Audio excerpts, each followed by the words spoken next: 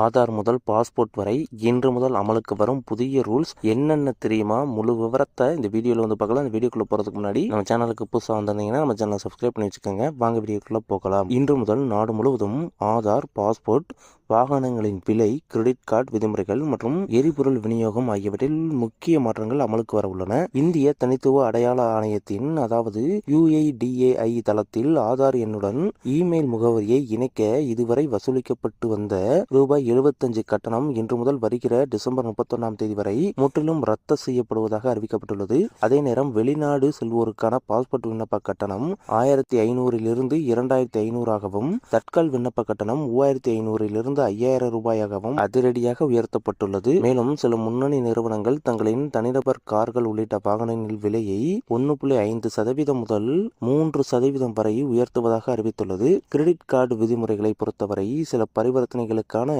Reward புள்ளிகள் நீக்கப்பட்டு புதிய வரம்புகள் விதிக்கப்பட்டுள்ளதோடு 3 மாதத்திற்கு 3 முறை உள்நாட்டு விமான நிலைய லான்ச்சுகளை இலவசமாக பயன்படுத்த ஒவ்வொரு காலாண்டிலும் குறைந்தபட்சம் 60,000 செலவிட வேண்டும் என்ற புதிய நிபந்தனையும் விதிக்கப்பட்டுள்ளது. மற்றொரு முக்கிய மாற்றமாக பொதுமக்களின் நலனுக்காக கடந்த ஜூன் 12ஆம் தேதி பிறப்பிக்கப்பட்ட பெட்ரோல் மற்றும் டீசல் மீதான தற்காலிக விற்பனை மற்றும் விநியோக கட்டுப்பாடுகளை பெட்ரோலியம் மற்றும் இயற்கை எரிவாயு துறை இன்று முதல் முழுமையாக திரும்ப பெற முடிவு செய்துள்ளது.